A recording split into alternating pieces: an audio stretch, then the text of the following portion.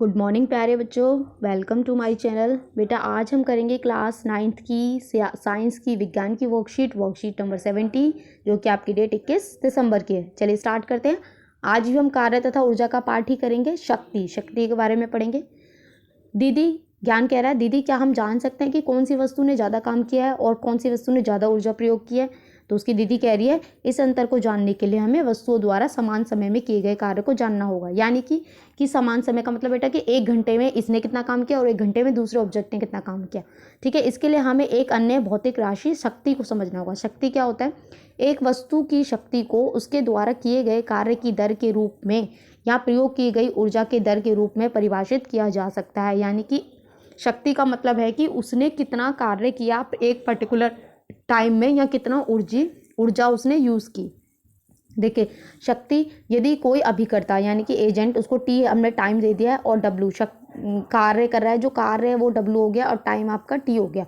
तो उसको शक्ति को हम कैसे लिख सकते हैं? किया गया कार्य डिवाइडेड बाय लिया गया समय। ठीक है, पावर अपॉन में टाइम, कितना उसने काम किया, डब्ल्यू कितना काम किया और कितना टाइम लिया। शक्ति का जो मात्रक होता है वो आपका वॉट होता है। ठीक है, जूल पर सेकंड भी बोलते हैं जिसको। औसत शक्ति कैसे निकालेंगे? कुल किया गया कार्य या फिर कुल प्रयोग में की गई ऊर्जा अपॉन लिया गया समय। एक वाट किसके बराबर होता है? यदि किसी वस्तु द्वारा 1 सेकंड में 1 जूल ऊर्जा प्रयोग कर ली जाती है तो उसकी शक्ति 1 वाट कहलाती है। यानी कि 1 सेकंड में 1 जूल ऊर्जा का जो काम किया होता है वो क्या कहलाता है? आपका 1 वाट कहलाता है। ठीक है, तो अब शक्ति जो है उसके अन्य मात्रक भी हैं। क्या मात्रक हैं? एक जो किलोवाट है वो आपका 1000 वॉट के इक्वल होता है, इसको हम ऐसे लिख सकते हैं। और एक मेगावाट भी होता है जो आपकी 10⁶ वाट के बराबर होता है। एक गीगावाट होता है जो आपकी 10⁹ वाट के इक्वल होता है। ये आपको यूनिट्स याद होनी चाहिए क्योंकि ये चेंज करने के लिए आता है क्वेश्चन। ऊर्जा का व्यावसायिक मात्रक मतलब दुकान जो होती है, कमर्शियल यूज़ होता है। जो हमारे घरों में मीटर होती है, एनर्जी होती है, किलोवाट में जो होता है वो मीटर अलग होता है। आपने देखा होगा कमर्शियल जो दुकानें होती हैं उनका मीटर और उनकी यूनिट्स अलग होती हैं। ऊर्जा की बड़ी राशियों को व्यक्त करने के लिए एक बड़ा मात्रक उपयोग में लाते हैं जिसे किलोवाट कहते हैं। 1 किलोवाट की दर से 1 घंटे में तय की गई ऊर्जा को 1 किलोवाट आवर कहते हैं। यानी कि 1 घंटे में उसने कितनी ऊर्जा व्यय की है तो उसको 1 किलोवाट आवर कहते हैं। एग्जाम्पल देख लेते हैं। अच्छा, ये एक और चीज़ है, इसको भी देख लेते हैं। जो 1 किलोवाट होता है उसको हम यहाँ 1 यूनिट कहते हैं। 1 यूनिट का मतलब 1 किलोवाट। 1 किलोवाट जो होता है उसका मतलब क्या होता है? 1 किलोवाट इंटू 1 आवर। 1 किलोवाट का मतलब 1000 वाट। एक आवर में कितने सेकंड होती हैं? 3600। जब आपको इसको गुणा करेंगे तो आपका आंसर आएगा 3.6 इंटू 10⁶ जूल।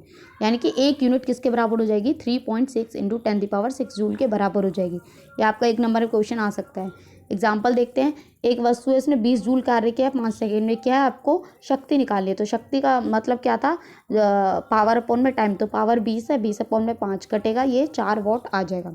सेकेंड देखिए, 20 किलोग्राम द्रव्यमान का एक बच्चा 45 सीढ़ियों में 9 सेकंड में चढ़ जाता है। यानी कि आपको टाइम दे रखा है। यदि हर सीढ़ी की ऊंचाई 15 सेंटीमीटर हो तो उसकी शक्ति निकालें। अब बेटा शक्ति के लिए आपको पहले तो पावर काम कितना किया उसने या ऊर्जा कितनी यूज हुई वो निकालना पड़ेगा। भार हमें दे रखा है mg। ठीक है, mg से हम इसको निकाल लेंगे न्यूटन। कितना हो गया? h आपको दिया हुआ है, h आपको सेंटीमीटर में दिया है, मीटर में चेंज कर लेंगे। टाइम हमें दिया हुआ है। तो शक्ति क्या होती है? किया गया कार्य अपॉन में लिया गया समय। अब कार्य बेटा W हमने निकालना सीखा था, mgh होता है। ठीक है, तो mgh अपॉन में t, तो आपकी कुल शक्ति यहाँ से निकल जाएगी। चलिए क्वेश्चन देखते हैं। फर्स्ट क्वेश्चन है शक्ति को परिभाषित कीजिए, इसका मात्रक भी बताइए। ठीक है, तो आप यहाँ से लिखेंगे एक वस्तु को शक्ति की उसके द्वारा किए गए कार्य की दर के रूप में या प्रयोग में की गई ऊर्जा की दर के रूप में परिभाषित किया जा सकता है। ये तो फर्स्ट हो गया।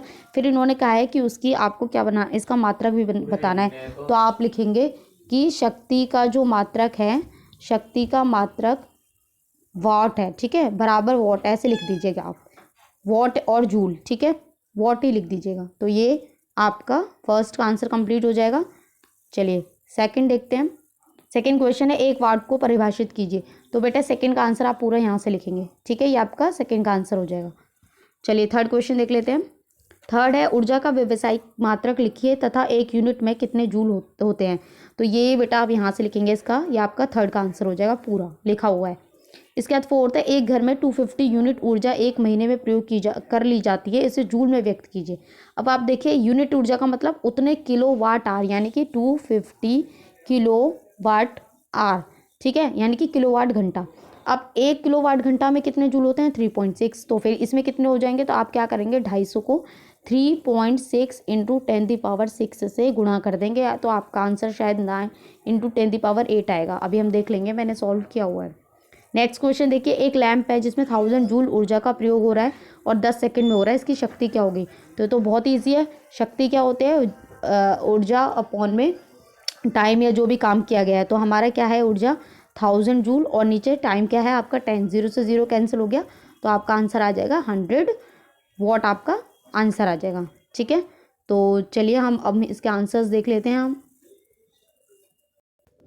ये देखिए बेटा, 4th क्वेश्चन मैंने यहाँ से किया हुआ है। देखिए 1 किलोवाट जो है आपका 3.6 इंटू 10⁶ जूल के बराबर है। उसको 250 यूनिट को मैं मल्टीप्लाई करूँगी तो मेरा 9 इंटू 10⁸ जूल हो जाएगा। ठीक है, 5th क्वेश्चन भी देखिए। 5th क्वेश्चन में मैंने फॉर्मूला लिखा हुआ है और आपको मैंने समझा ही दिया है कि क्या करना है।